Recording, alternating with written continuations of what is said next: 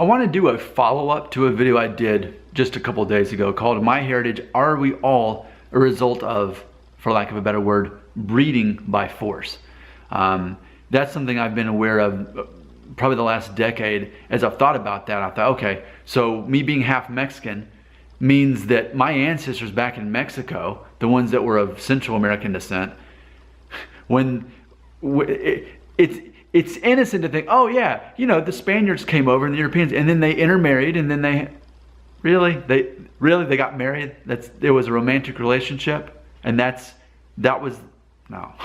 In fact, my Mexican grandma told me that her grandma was a teenager who was abducted by an older Mexican man, and she was basically just forced to be his wife, and that was her grandmother. Like, that's disturbing to hear that story. But yet, that's just one grandparent's branch there as far as the family tree goes, you know? So I think with all of us, the more we know, there's a good chance that we only exist because of our ancestors' much darker, unfortunate lives. And I think that's important for us to talk about and discuss. I want to read a comment that I got, and to me this is touching, and I like this, and I'm very grateful. So the screen name is I Love My Boxers. And I want to read this because I think this really touches on the subject. It's kind of long, but it's definitely worth sharing with the class, I feel. So thank you for I Love My Boxers for saying this. Quote, here's a comment, quote, "This topic you bring up is actually one I thought about when seeing my results. I really felt bad by looking at my results. I was also looking at the history of all the different people who took over and tried to force their different religions by force. By being Middle Eastern, North African, Jewish, and Iberian, I assume my family was forced to be Muslim or even Christian at some point. I never even heard of Jewish people forcing others to be part of their religions, but rather than being forced to convert or leave, correct me if I'm wrong.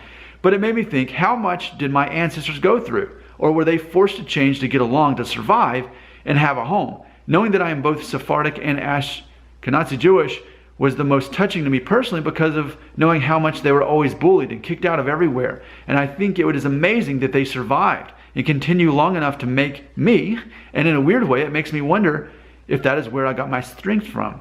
As I mentioned in another comment, I was a foster child and went through a very rough life before becoming an adult and marrying my wonderful husband 7 years ago. But I tell you, people have told me many times they don't know how I survived everything I survived, and seeing my DNA showed me a history of people who traveled and changed all in the name of survival. And though I may not ever know who these ancestors were, it warms up my heart thinking about everything they went through and fought against in the name of the human spirit, and how they came to America in 1970 to have the beautiful life that I live with my husband today. Maybe I'm cheesy for thinking this, but oh well. I'm very sentimental and cheesy, I guess," end quote. The reason I read that is because I couldn't have said it better myself. My ethnicity very much matches up to hers. And so this is definitely the sentiment I feel. And I don't know if the word is to celebrate this, but to acknowledge this. I feel that we owe it to our ancestors to think what she just said out loud and to talk about these things. To acknowledge, we owe it to our ancestors, all that they went through to get here. It's probably much darker than we can even imagine. And that's all for us to be here today. Fathom that.